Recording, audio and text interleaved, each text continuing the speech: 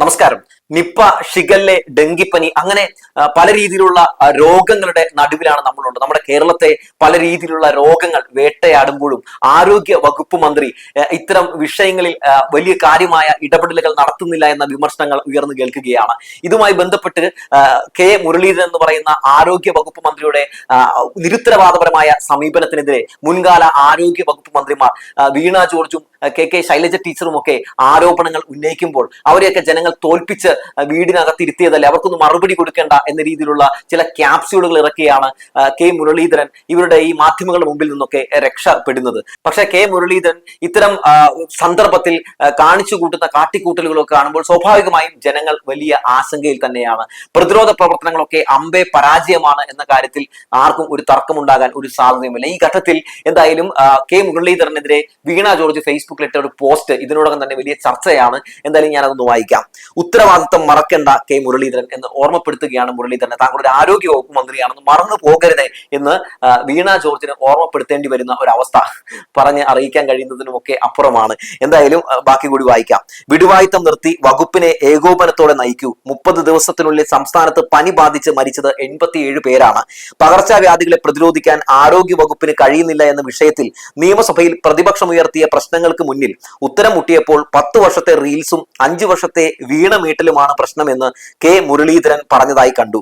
സോണിയാഗാന്ധിയെ മദാമയെന്നും Ahmed പട്ടേലിനെ aluminium Patel എന്നും വിളിച്ച മുരളീധരനിൽ നിന്ന് ഒരു മാറ്റവും ഉണ്ടായിട്ടില്ലെന്ന് കെ മുരളീധരൻ ഇടയ്ക്കിടയ്ക്ക് ഓർമ്മിപ്പിച്ചുകൊണ്ടിരിക്കുന്നു. LDF സർക്കാരിന്റെ ആരോഗ്യ മേഖലയിലെ പ്രവർത്തനങ്ങൾ ഇപ്പോഴത്തെ ആരോഗ്യമന്ത്രിക്ക് പ്രശ്നമാകാം. കാരണം അന്ന് ഏറ്റവും കൂടുതൽ കള്ളങ്ങൾ പറഞ്ഞ് അന്യായമായും നീതിരഹിതമായും ആരോഗ്യ വകുപ്പിനെയും മന്ത്രിയെയും പ്രതിപക്ഷത്ത് നിന്ന് ആക്രമിച്ചതിലും അധിക്ഷേപിച്ചതിലും മുന്നിൽ നിന്ന ആളുകളിൽ ഒരാളാണ് ഇന്നത്തെ ആരോഗ്യമന്ത്രി. അന്നത്തെ വാക്കുകളൊക്കെ ഇന്ന് ബൂമറാങ് പോലെ പറഞ്ഞവരിലേക്ക് ശക്തമായി തിരിച്ചെത്തുന്നത് നാം കണ്ടു തുടങ്ങിയിട്ടുണ്ട്. എന്തുകൊണ്ട് LDF കാലത്തെ ആരോഗ്യ മേഖലയിലെ പ്രവർത്തനം പ്രശ്നമായി മുരളീധരന് തോന്നുന്നു എന്നതിന് 1-2 ഉദാഹരണങ്ങൾ മാത്രം നോക്കാം. 1, ശിവകുമാറിന്റെ കാലത്ത് ഡെങ്കിപ്പനി മൂലമുള്ള മരണനിരക്ക് കേരളത്തിൽ 0.8 ആയിരുന്നത് കഴിഞ്ഞ വീണമീട്ടലിന്റെ കാലത്ത് 0.1 കുറച്ചു. ചരിത്രത്തിലെ ഏറ്റവും കുറഞ്ഞ മരണനിരക്ക്. രണ്ടാമത്തെ കാര്യം, UDF ഭരണകാലത്ത് അടിസ്ഥാന സൗകര്യമില്ലാത്ത ഇടുക്കിയിൽ ഒരു മെഡിക്കൽ കോളേജ് തുടങ്ങി, അംഗീകാരം കിട്ടിയില്ല. എന്നാൽ കഴിഞ്ഞ 5 വർഷക്കാലം കേരളത്തിൽ തുടങ്ങിയത് 1 അല്ല 4 മെഡിക്കൽ കോളേജുകളാണ്, അംഗീകാരവും ലഭിച്ചു. വിദ്യാർത്ഥികൾ അവസാന വർഷത്തേക്ക് കടക്കുന്നു. മൂന്നാമത്തേത്, ശിശു മരണ നിരക്ക് UDF കാലത്ത് 12, 2025 LDF കാലത്ത് അത് 5.6. നാലാമത്തെ കാര്യമായി പറയുന്നു, UDF കാലത്ത് 200 ആരോഗ്യ കേന്ദ്രങ്ങളിൽ പരിശോധന ലാബ് തുടങ്ങുമെന്ന് പ്രഖ്യാപിച്ചു, തുടങ്ങിയില്ല. എന്നാൽ കഴിഞ്ഞ സർക്കാർ എല്ലാ ആരോഗ്യ കേന്ദ്രങ്ങളിലും ലാബുകൾ സാധ്യമാക്കി. 1300 ലാബുകളിലൂടെ ലാബ് ശൃംഖല കേരളത്തിൽ സാക്ഷാത്കരിച്ചു. മാത്രമല്ല എല്ലാ ജില്ലകളിലും ജില്ലാ ആശുപത്രി തലത്തിൽ സൂപ്പർ സ്പെഷ്യാലിറ്റി ചികിത്സ സാധ്യമാക്കുന്നതിന് കാത്ത് ലാബ് തുടങ്ങി. ഇങ്ങനെ തുടങ്ങിയ ആയിരക്കണക്കിന് കാര്യങ്ങൾ. 30 ദിവസത്തിനിടെ 87 പേർ പനി ബാധിച്ച കേരളത്തിൽ മരിച്ചു എന്ന യാഥാർത്ഥ്യത്തിന്റെ മുന്നിലാണ് ആരോഗ്യമന്ത്രി നിസാരമായി കാര്യങ്ങളെ കാണുന്നത്. വകുപ്പിനെ ഏകോപനത്തോടെ നയിച്ച് ജനങ്ങളുടെ ആശങ്ക അകറ്റാൻ ഫലപ്രദമായ ഇടപെടൽ നടത്തുകയാണ് ആരോഗ്യ വകുപ്പ് മന്ത്രി ചെയ്യേണ്ടതെന്ന് വീണ ജോർജ് പറയുകയാണ്. തീർച്ചയായും LDF സർക്കാരിന്റെ കാലത്ത് ആരോഗ്യ മേഖല എന്ന് പറയുന്നത് ഒരു ഒന്നൊന്നര സംഭവമായിരുന്നു. നമുക്കൊക്കെ ഈ സർക്കാർ ആശുപത്രിയിലൊക്കെ പോകുമ്പോഴും വല്ലാത്തൊരു സന്തോഷമായിരുന്നു. കാരണം എല്ലാ രീതിയിലുള്ള സൗകര്യങ്ങളും സർക്കാർ ആശുപത്രികളിൽ എത്തിച്ചിരുന്നു എന്നുള്ള കാര്യം നമുക്ക് തിരസ്കരിക്കാൻ കഴിയില്ല. അതുകൊണ്ട് തന്നെ രാജ്യത്ത് തന്നെ ഏറ്റവും മികച്ച ആരോഗ്യ രംഗം കേരളത്തിന് തന്നെയായിരുന്നു. നീതി ആയോഗിന്റെ പട്ടികയിൽ പോലും മികച്ച ആരോഗ്യ രംഗം എന്ന രീതിയിൽ 1ാം സ്ഥാനത്ത് എത്തിയത് നമ്മുടെ കേരളം തന്നെയായിരുന്നു. LDF ഭരിക്കുന്ന സമയങ്ങളിൽ ആരോഗ്യ രംഗത്തുണ്ടായിട്ടുള്ള നേട്ടങ്ങൾ ലോക രാജ്യങ്ങൾ പോലും അംഗീകരിച്ചിട്ടുള്ളതാണ്. ആ സ്ഥലത്തേക്ക് നമ്മുടെ ആ മന്ത്രിമാർ മാറി കെ മുരളീധരൻ വരുന്നു, UDF സർക്കാർ അധികാരത്തിൽ വരുന്നു, അമ്പേ പരാജയമായിട്ട് ആ മേഖല മാറുന്ന കാഴ്ച നമ്മൾ കാണുകയാണ്. അതായത് UDF സർക്കാരിന്റെ ഉമ്മൻചാണ്ടി സർക്കാരിന്റെ കാലഘട്ടത്തിൽ എങ്ങനെയായിരുന്നു ആരോഗ്യരംഗം, ആ രംഗത്തിലേക്ക് ആ ഒരു അവസ്ഥയിലേക്ക് വീണ്ടും ഈ ആരോഗ്യ രംഗത്തെ പിന്നോട്ട് നടത്തുന്ന കാഴ്ച നമ്മൾ കണ്ടുകൊണ്ടിരിക്കുന്നു എന്നുള്ളത് ഏറെ സങ്കടകരമായിട്ടുള്ള ഒരു കാര്യമാണെന്ന് പറയാതിരിക്കാൻ കഴിയില്ല. ആരോഗ്യ വകുപ്പ് മന്ത്രി ഇത്തരം വിഷയങ്ങൾ ഉണ്ടാകുമ്പോൾ അതിലൊക്കെ രാഷ്ട്രീയം കാണുന്നു എന്നുള്ളതും ഏറെ ദൗർഭാഗ്യകരമായിട്ടുള്ള ഒരു കാര്യമാണ്. നോക്കൂ, കോവിഡ് സിറ്റുവേഷന്റെ സമയത്തും നിപ്പയുടെ സമയത്തും ഒക്കെ ശൈലജ ടീച്ചറും ടീച്ചറും വീണ ജോർജും ഒക്കെ അതിനെ അന്ന് പ്രതിരോധിച്ചുകൊണ്ടിരിക്കുന്ന സമയത്തും അന്നത്തെ പ്രതിപക്ഷമായിരുന്നു UDF അത്തരം വിഷയങ്ങളിൽ രാഷ്ട്രീയം കാണുകയായിരുന്നു.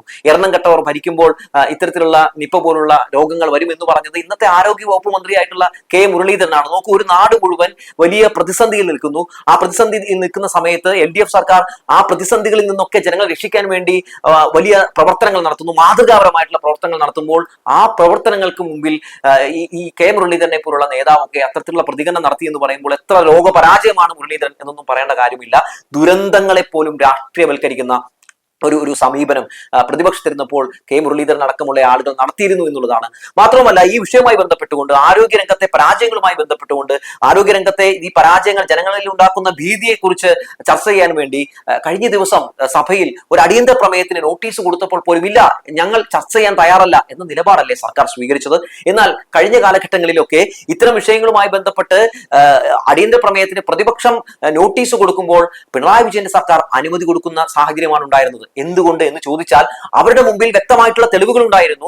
നുണ പറഞ്ഞ് പ്രതിപക്ഷം സർക്കാരിനെ പ്രതിരോധിക്കാൻ ശ്രമം നടത്തുമ്പോൾ അതായത് തെളിവുകൾ നിരത്തിക്കൊണ്ട് അവർക്ക് പറയാൻ കഴിയുമായിരുന്നു. പക്ഷെ ഇവിടെ എന്താണ് സാധിക്കുന്നത്? അതായത് പിണറായി വിജയന്റെ നേതൃത്വത്തിലുള്ള പ്രതിപക്ഷം തെളിവുകൾ നിരത്തി അമ്പേ പരാജയമാണ് ആരോഗ്യവകുപ്പ് മന്ത്രിയും ആരോഗ്യ രംഗവും എന്ന് കാണിക്കുമ്പോൾ സ്വാഭാവികമായും അതിനെ ചെറുത്ത് തോൽപ്പിക്കാൻ അതല്ല സത്യം എന്ന് കാണിക്കാൻ ഭരണപക്ഷത്തിന് മുമ്പിൽ ഒന്നുമില്ല എന്നുള്ളതാണ്. അതുകൊണ്ട് എല്ലാ അടിയന്തര പ്രമേയ നോട്ടീസിന് മുമ്പിൽ നിന്നും ഒളിച്ചോടുന്ന ആരോഗ്യ വകുപ്പ് മന്ത്രിയെയും സർക്കാരിനെയും നമ്മൾ കണ്ടുകൊണ്ടിരിക്കുകയാണ്. നമുക്കറിയാമല്ലോ, നിപ്പ സ്ഥിരീകരിച്ച ഘട്ടത്തിൽ പോലും ആരോഗ്യ വകുപ്പ് മന്ത്രിക്ക് അതുമായി ബന്ധപ്പെട്ട ഒരു വ്യക്തതയുണ്ടായിരുന്നില്ല. ഷിഗല്ല സ്ഥിരീകരിച്ച സമയത്തും അതുമായി ബന്ധപ്പെട്ട ആരോഗ്യ വകുപ്പ് മന്ത്രിക്ക് ഒരു വ്യക്തതയുണ്ടായിരുന്നില്ല. എങ്ങനെ ഇത്തരം കാര്യങ്ങളെ മാനേജ് ചെയ്യണം എന്നതിനെ പറ്റി മുരളീധരൻ ഇനിയും പഠിക്കേണ്ടിയിരിക്കുന്നു എന്നുള്ളതാണ്. ഈ മാധ്യമങ്ങളുടെ മുമ്പിൽ നിന്ന് കഴിഞ്ഞ സർക്കാരിനെതിരെ എന്തെങ്കിലുമൊക്കെ വിളിച്ചു പറയാൻ കഴിയും എന്നതല്ലാതെ ഒരു ആറാട്ടെണ്ണം കളിക്കാൻ കഴിയും എന്നതിനപ്പുറത്തേക്ക് മുരളീധരന് തന്റെ വകുപ്പ് നല്ല രീതിയിൽ തന്നെ കൊണ്ടു നടക്കാൻ കഴിയില്ല എന്നുള്ള കാര്യം അദ്ദേഹം ഒരു മാസം കഴിയുമ്പോൾ തന്നെ തെളിയിക്കുകയാണ്. ആരോഗ്യ വകുപ്പ് മന്ത്രി എന്ന നിലയിൽ ഒത്തിരി ഉത്തരവാദിത്തങ്ങൾ മുരളീധരന്റെ മുമ്പിൽ ഉണ്ടെന്ന് അദ്ദേഹം മനസ്സിലാക്കേണ്ടതുണ്ട്. ആരോഗ്യ രംഗം എന്ന് പറയുന്നത് കേരളത്തെ സംബന്ധിക്കുന്ന ഒരു പ്രധാനപ്പെട്ട ഒരു വകുപ്പുമാണ്, ഒരു രംഗവുമാണ്. ആ രംഗത്തെ നല്ല രീതിയിൽ നോക്കിയില്ലെങ്കിൽ സ്വാഭാവികമായും അത് ഈ പറയുന്ന സർക്കാരിന് മാത്രമല്ല ജനങ്ങൾക്കും വലിയ ഭീഷണിയാണ് എന്നുള്ള കാര്യത്തിൽ തർക്കമൊന്നും ഉണ്ടാകാൻ ഒരു സാധ്യതയുമില്ല. പക്ഷേ ആരോഗ്യ വകുപ്പ് മന്ത്രി എന്ന നിലയിൽ എന്തെങ്കിലുമൊക്കെ കാണിച്ചാൽ മതി, ഇത്തരമുള്ള വിമർശനങ്ങൾ വരുമ്പോഴൊക്കെ എന്തെങ്കിലുമൊക്കെ ഒടുവായിത്തരം മാധ്യമങ്ങൾ മുമ്പിൽ പറഞ്ഞാൽ മതി, പിന്നെ അടിയന്തര പ്രമേയത്തിന് പ്രതിപക്ഷം വല്ലതും നോട്ടീസ് അയച്ചിട്ടുണ്ടെങ്കിൽ അനുമതി നിഷേധിച്ചാൽ മതി എന്നൊക്കെയാണ് വിചാരിച്ചിരിക്കുന്നതെങ്കിൽ ഇതൊക്കെ ജനങ്ങൾ വ്യക്തമായി കാണുന്നുണ്ട് എന്നുള്ള കാര്യം പറയാതിരിക്കാൻ കഴിയില്ല. പിണറായി വിജയന്റെ സർക്കാർ ഭരിക്കുന്ന സമയത്ത് ആരോഗ്യരംഗം പല രീതിയിലുള്ള മികച്ച നേട്ടങ്ങൾ കൈവരിക്കുന്ന സമയത്തും നിങ്ങൾ അത് ആ രംഗം പൂർണ്ണ പരാജയമാണെന്ന് പറഞ്ഞ് വീണ ജോർജിനെതിരെ നടത്തിയിട്ടുള്ള അല്ലെങ്കിൽ അതിനു മുമ്പ് ശൈലജ ടീച്ചറിനെതിരെ നടത്തിയിട്ടുള്ള പല രീതിയിലുള്ള മോശം കെട്ടിട്ടുള്ള പല പരാമർശങ്ങളൊക്കെ നമ്മുടെ മുമ്പിലുണ്ട്. കോവിഡ് റാണി എന്നൊക്കെ ശൈലജ ടീച്ചറിനെ വിളിച്ച UDF-നെ ആരും ഇതുവരെ മറന്നു കാണില്ല. പക്ഷേ ആ കോവിഡ് സമയത്തും നിപ്പ സമയത്തും ഒക്കെ എത്ര ഭംഗിയായിട്ടാണ് ആ ആരോഗ്യ വകുപ്പ് മന്ത്രിമാർ മാതൃകാപരമായാണ് ഇടപെടൽ നടത്തിയിട്ടുള്ളത് എന്നുള്ള വസ്തുതകളൊക്കെ നമ്മുടെ മുമ്പിലുണ്ട് അല്ലെ? അപ്പോഴാണ് നമ്മൾ ഇത്തരത്തിൽ ഒരു ലോക പരാജയമായിട്ടുള്ള ഒരു ആരോഗ്യ വകുപ്പ് മന്ത്രിയെ നമ്മൾ കാണുന്നത്. അതായത് മികച്ച 2 ആരോഗ്യ വകുപ്പ് മന്ത്രിമാരെ നമ്മൾ കണ്ടു. അതിനേക്കാൾ നല്ലൊരു പെർഫോമൻസ് ആണ് നമ്മൾ മുരളീധരനിൽ നിന്ന് പ്രതീക്ഷിച്ചതെങ്കിൽ എന്നാൽ താൻ അമ്പേ പരാജയമാണ് എന്ന് അദ്ദേഹത്തിലൂടെ തന്നെ കാണിച്ചു തരുന്ന കാഴ്ച നമ്മൾ കണ്ടുകൊണ്ടിരിക്കുകയാണ്. ആരോഗ്യ വകുപ്പ് നല്ല രീതിയിൽ കൈകാര്യം ചെയ്തുകൊണ്ട് ആരോഗ്യ വകുപ്പിനകത്ത് നടക്കുന്ന പല അനാസ്ഥകൾക്കെതിരെ അതിശക്തമായി പല രീതിയിലുള്ള നിലപാടുകൾ സ്വീകരിച്ചുകൊണ്ട് ആരോഗ്യ രംഗം മികവുറ്റതാക്കാൻ എന്തുകൊണ്ട് UDF സർക്കാരിന് കഴിയുന്നില്ല എന്ന ചോദ്യം ഇതിനോടകം തന്നെ ഉയർന്നു വന്നു കഴിഞ്ഞിരിക്കുന്നു. ആരോഗ്യ വകുപ്പ് മന്ത്രി രാജിവെക്കണമെന്ന് പറഞ്ഞ ഒരു മാധ്യമവും ഇവിടെ ചർച്ച നടത്തില്ല കേട്ടോ. കാരണം എന്താണ്? UDF ഭരിക്കുമ്പോൾ ഇവിടെ ഏത് മന്ത്രിക്കും ഏത് വകുപ്പിലും കിടന്നഴിഞ്ഞാടാം. ഇവിടെ ഒരു മാധ്യമങ്ങളും ചോദ്യം ചെയ്യില്ല. കാരണം ഇവിടെ മാധ്യമങ്ങൾ അവർക്ക് കൊടുക്കുന്ന ഒരു പ്രിവിലേജ് ഉണ്ട്. ആ പ്രിവിലേജ് ആണ് ഇവരെയൊക്കെ ഇങ്ങനെ വഴി തെറ്റിച്ചു വിടുന്നതെന്ന് പറഞ്ഞു വെച്ചുകൊണ്ട് നിർത്തുകയാണ്.